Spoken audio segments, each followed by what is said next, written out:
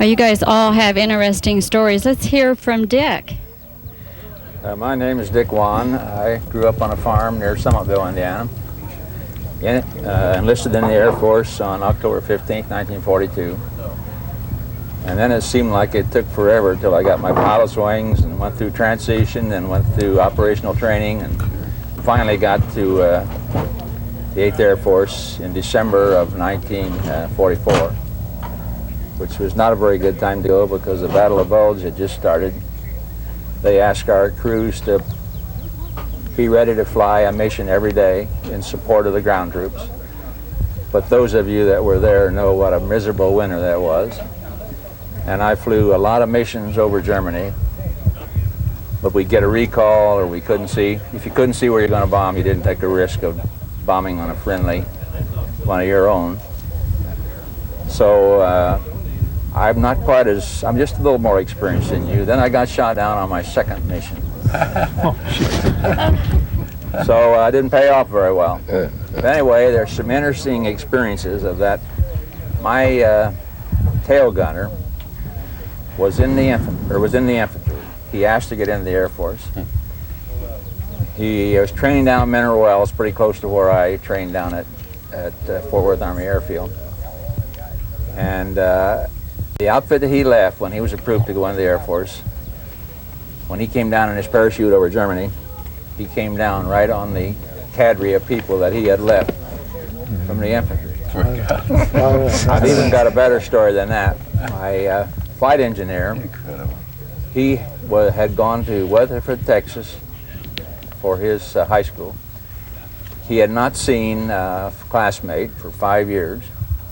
We got shot down. He came right down on his foxhole. Oh. And that got lots of traveling through the Stars and Stripes at that time. Right. Anyway, we got shot down. I was the only one captured. The other guys managed to get through the lines. I'd have to say the treatment by the SS was less than cordial because if anything, they aided pilots very much, and I can understand that the damage the Air Force did to the German people. I've had the privilege of flying this plane over here 5 years ago when I was a sponsor over at Muncie. I went up, met the plane at Valparaiso, and got to fly the position down to Muncie. How about that? You're talking about the B-24? Yes. Okay, and you were a pilot? I was a pilot. On the B-24 when you were in the service? That's correct. How young was your crew? Well, we had one old man. He was a radio operator. How old was he? And he was 27. Oh, okay. And I was all of 23 as the crew commander. And from there on, they were from 18 to about 22 or 3. They were all kind of young guys, is what we're talking about in the service. Right. But I can repeat what he says. That crews that have been through combat and that kind of war are closer than family. Right. We still meet every year. What few of us are left, there are only 4. But we're going to meet again this year over at Dayton. And so there's a big meeting coming up in Dayton, Ohio, is that what you're right. saying, for all you guys? Yes, that's where we're going to meet this year. Okay. And How many left? there are 4 left. There's well, 4? there are actually 6, but 2 of them are unable to travel. That's great. Okay, with me also, that just popped in, is Ray. Ray, you want to come up here close to me? Thank you. And then I'm going to put the microphone up to you here, and I don't know which camera's going to pick you up. Maybe that guy right there, Bill Rock. All right. Okay, you tell everybody your name, title, and what you did. Thank you very much. Okay. My name is Ray Miller. I'm a former resident of Marion, Indiana, and I joined the Air Force in 1942 and was called into active duty in the spring of 1943. And during my pre-flight training, which took, as I think Gene said, about 15 months, and then I was assigned to an overseas training unit in heavy bombing. I was a co-pilot on a B-17. We ferried our aircraft across the Atlantic Ocean and landed in England.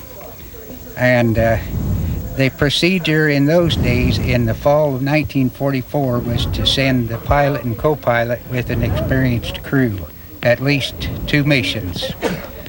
So On my second mission with an experienced crew, I was hit by enemy gunfire, disabled and flown back and put into the hospital with surgery.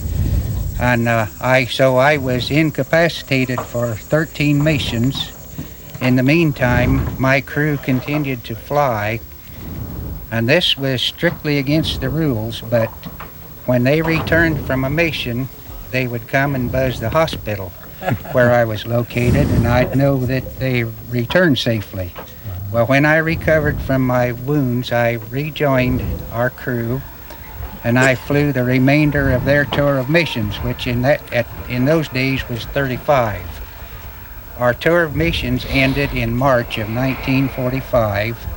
Our last target was Berlin, Germany, and that was the end of our tour of missions.